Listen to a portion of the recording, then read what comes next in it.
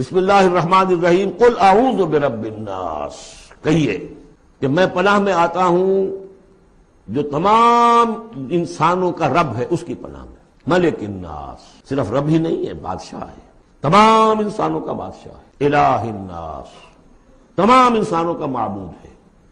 من شر الوسواس الخناس، اس وسوسہ کرنے والے خناس کی جو پیچھے چھپ جاتا ہے، الذی یوسوس فی صدور الناس، جو لوگوں کے سینوں میں وسوسہ اندازی کرتا ہے، اس کے شر سے پناہ مانگتا ہوں۔ یہ جو شیطان لعین ہے جس کے بارے میں آتا ہے کہ ان الشیطان یجری من الانسان مجری الدم، حضور کی حدیث ہے یہ شیطان تو اس طریقے سے انسان کے وجود میں سرایت کر جاتا ہے جیسے کہ خون سرایت کر رہا ہے۔ یہ شیطان جو ہے، اور یہ آپ وہ بھی پڑھ چکے ہیں، وَلَقَدْ خَلَقْنَا الْإِنسَانَ وَنَعْلَمُ مَا تُوَسْوِسُ بِهِ نَفْسُهُ، ہم نے انسان کو بنایا، ہم جانتے ہیں کہ اس کا نفس امارہ جو ہے، اڈ اور لبیڈو، اس کو اندر کیا وسوسہ اندازی کرتا رہتا ہے۔ تو شیطان کو بھی کوئی اور اختیار حاصل نہیں ہے، ہمارے اپنے سفلی داعیات، ہمارے جو اینیمل انسٹنکٹس ہیں، ہماری جو خواہشات ہیں، شہوات ہیں، ان کو وہ بھڑکاتا ہے، جس کے لیے حدیث میں آتا ہے کہ اس کی تھوتنی جو ہے وہ زمین جو وہ دل کے اوپر ٹکا کر پھونکے مارنی شروع کرتا ہے تاکہ وہ شہوت میں اشتعال پیدا ہو جائے اور سفلی جذبات میں اشتعال پیدا ہو جائے۔ یہ اس کی اس کو اللہ تعالیٰ نے طاقت دی ہے۔ یہ ہے وسوسہ، وسواس الخناس۔ اور خناس کیوں کہا؟ اگر آپ ذکر کریں گے لا حول ولا قوت الا باللہ، فوراً بھاگ جائے گا۔ تو ذکر سے جب دل خالی ہوتا ہے، دل میں اگر اللہ کی یاد نہیں ہے تو شیطان آئے گا، تھوتنی ٹکائے گا اور پھونکے مارے گا۔ یہ چونکہ شیطان کی یہ ساری ترکیب انسان پر اثر انداز ہوتی ہے اس کے اپنے نفس کے وساطت سے، اندر سے، لہذا اس کے لیے یہ علیحدہ صورت جو ہے وہ قائم کر دی۔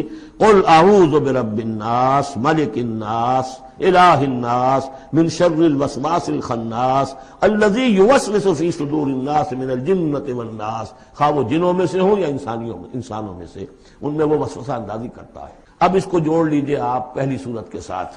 سورہ فاتحہ میں کیا ہے؟ الحمدللہ رب العالمین، قل اعوذ برب الناس مالک یوم الدین ملک الناس، ایاک نعبد و ایاک نستعین الہ الناس۔ اس کے بعد کیا ہے؟ ہم آپ سے مدد چاہتے ہیں، اہدنا الصراط المستقیم۔ یہاں اس کے برعکس ہے، ہمیں اپنی پناہ میں لے لے، بات تو ایک ہی ہے۔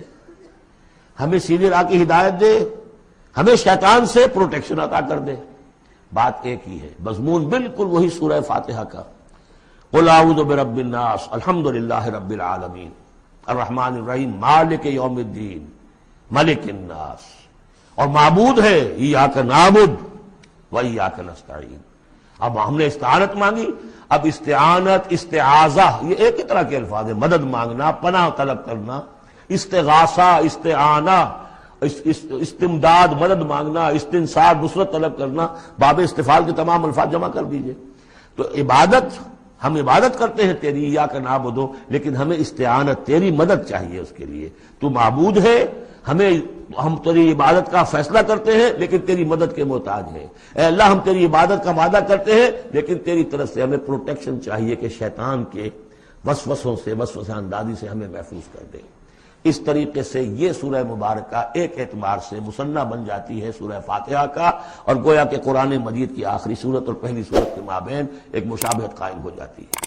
بارک اللہ لی و لکم فی القرآن العظیم و نفعنی و ایاکم بالآیات و ذکر